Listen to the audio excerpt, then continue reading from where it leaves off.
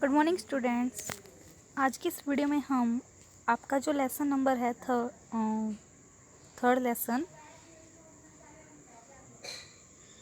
Fourth lesson heat 7th class का उसके NCERT based question करेंगे जो आपकी बुक में सोल्व दिए गए हैं। ओके, तो स्टूडेंट्स लास्ट वीडियो में मैंने आपको match the following question number 4 तक करवा दिए थे। उसके बाद आज हम करेंगे question number 5। Okay, so question number 5 दिया गया students, discuss why wearing more layers of clothing during winter keeps us warmer than wearing just one thick piece of clothing.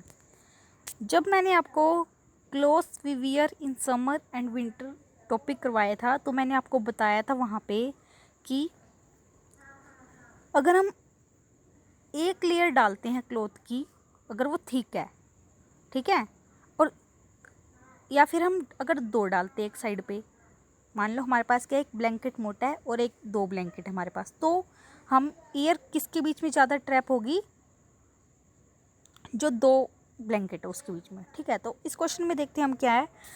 बोला गया है कि जब हम वियर करते हैं, डालते हैं more layer of clothes winter के टाइम पे, तो वो हमें वार्म रखते हैं, ठीक है, गर्म रखते हैं।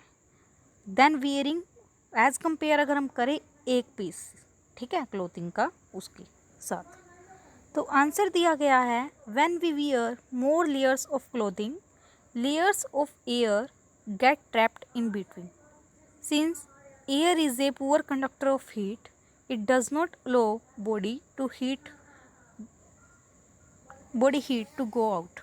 As a result, more layers of clothing keeps us warmer than wearing just one thick piece of clothing. जब हम डालते हैं मोर लेयर्स क्लोथ्स की, तो एयर है उन लेयर्स के बीच में क्या हो जाती है, ट्रैप हो जाती है। एयर क्या है, एक पुअर कंडक्टर होती है हीट की, ठीक है, क्या होती है, पुअर कंडक्टर होती है हीट की, क्यों, और वो क्या नहीं करती, हीट को अलो नहीं करती पास होना, ठीक है, कि वो पास नहीं होने देती हीट को बॉडी से। एज ए रिजल्ट, तो इससे क्या होता है, मोर लेयर्स ऑफ क्लोथ्स हमें क्या रखते हैं, ज़्यादा फॉर्म रखती हैं देन अगर हम एक पीस डालते हैं सिंगल क्लोथ्स का। ओके, आगे दिया students question number 6, look at figure given alongside, mark where the heat is being transferred by conduction, by convection and by radiation. जो ये फिगर दी गई है साइड में, इसमें क्या दिखाया गया है, हमें मार्क करना है हीट ट्रांसफ़र हुई है कंडक्शन से, कन्वेक्शन से और रेडिएशन से, तो वो मार्क करनी है हमें। तो जैसे हमारे पास ये फिगर है, यहाँ पे ये आपको दिख रही है ये वाली, ठीक है, तो इसमें यहाँ पे मार्क किए गए हैं, जैसे सबसे ऊपर दिया गया है कन्वेक्शन, यहाँ बीच में दिया गया है कंडक्शन और थर्ड पे दिया गया है रेडिएशन। ओके, तो ये यहाँ पे मार्क करना ओनली, ठीक है, इस फिगर के अंदर। आगे है students question number 7th question दिया गया है, इन place of hot climate it is advised that the outer walls of houses be painted white, explain. Place hot climate की जगह बोला जाता है कि आउटर वॉल्स होती हैं जो हाउस की बाहर वाली, उन्हें वाइट पेंट करना चाहिए, ठीक है, हॉट क्लाइमेट। वो एक्सप्लेन करना है कि ऐसा क्यों बोला जाता है। तो आंसर है white painted walls act as a poor absorber of heat radiation, so in place of hot climate white colour walls will not allow the interior of the house to become too warm. क्या बोला गया है कि जहाँ पे hot climate होती है, जलवायु क्या होती है, जहाँ पे गर्म होती है, तो बोला जाता है कि एडवाइस किया जाता है कि जो पेंट है उन घरों की वॉल्स के बाहर वाइट करना चाहिए। तो ऐसा क्यों बोला जाता है, ये पूछा गया क्वेश्चन में, ठीक है। तो आंसर में दिया गया है वाइट पेंट क्या करता है, एक्ट करता है किसकी तरह, poor absorber of heat radiation. क्या नहीं करता, वो एब्जॉर्ब नहीं करता हीट को, वाइट कलर का अगर पेंट करें हम। इसीलिए हॉट क्लाइमेट जहाँ पे होता है तो वाइट कलर वॉल्स बोला जाता है कि वहाँ पे क्या करना चाहिए, वाइट कलर करना चाहिए पेंट, ठीक है। ओके, ये बोला गया था।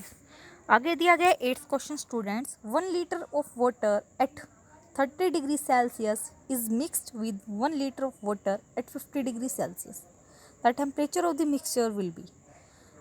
1 लीटर ऑफ वाटर, 1 लीटर है हमारे पास वाटर, 30 डिग्री सेल्सियस पे वो मिक्स किया जाता है 1 लीटर पानी किसके साथ, जिसका 50 डिग्री सेल्सियस टेम्परेचर है। तो टेम्परेचर क्या होगा बोला गया है, ठीक है। तो ऑप्शन दिए गए हैं 80 degree celsius, 20 degree celsius, more than 50 degree celsius but less than 80 degree celsius. Last है between 30 degree celsius and 50 degree celsius. तो क्या टेम्परेचर होएगा उनके बीच का, 30 या फिर 50 डिग्री के बीच में, ठीक है। तो ऑप्शन 8 के आप डी पे टिक कर सकते हो। आगे गया है 9th question, an iron ball at 40 degree Celsius is dropped in a mug containing water at 40 degree Celsius. The heat will। एक आयरन बॉल है 40 डिग्री सेल्सियस ड्रॉप छोड़ी गई है एक मग कंटेनिंग जिसके अंदर वाटर है 40 डिग्री सेल्सियस पे। आयरन की बॉल है, उसका टेम्परेचर है 40 डिग्री सेल्सियस और जिसके अंदर वो रखी गई है, डाली गई है, उसका उस वाटर का टेम्परेचर है 40 degree celsius. The heat will, तो हीट क्या होगी, ऑप्शन बोले गए हैं flow from iron ball to water, not flow from iron ball to water और from water to iron ball, flow from water to iron ball, increase the temperature of both. तो option जो B है वो टिक कर सकते हो आप, क्योंकि टेम्परेचर क्या है दोनों का सेम है, तो ना तो हीट आयरन बॉल से वाटर में जाएगी, ठीक है, हीट का फ्लो नहीं होगा, और ना ही वो वाटर से आयरन बॉल में, ठीक है, ना तो आयरन बॉल से वाटर में होएगा हीट का फ्लो और ना ही वाटर से आयरन बॉल में, ठीक है। तो इसलिए आप बी 9th के बी ऑप्शन पे टिक कर सकते हो।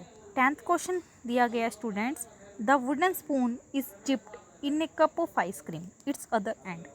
एक वुड की स्पून, लकड़ी की चम्मच डिप करी गई है, डुबोई गई है कहाँ पे, एक कप ऑफ आइसक्रीम के कप में डुबो दी गई है, तो उसका एक दूसरा एंड है वो क्या है, become cold by the process of conduction, become cold by the process of convection, become cold by the process of radiation, does not become cold. तो कोल्ड क्या होएगा आंसर 10th का डी ऑप्शन पे आप टिक कर सकते हो कि जो वुडन स्पून है डिप की गई है आइसक्रीम के कप में, उसमें क्या होएगा वो कोल्ड नहीं होगी,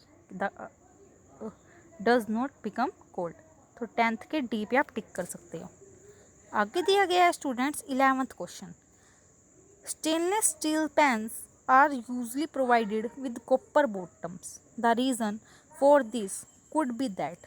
जो स्टेनलेस स्टील के पैन्स हैं, मान लो फ्राई पैन हो गया, ठीक है, प्रोवाइड किया जाता है, उनका जो बॉटम होता है उसका क्या कॉपर का बना होता है, तो इसका रीज़न क्या होता है, ऑप्शन दिए गए हैं copper bottom makes the pan more durable, such pans appear colorful, copper is a better conductor of heat than the stainless steel, copper is easier to clean than the stainless steel।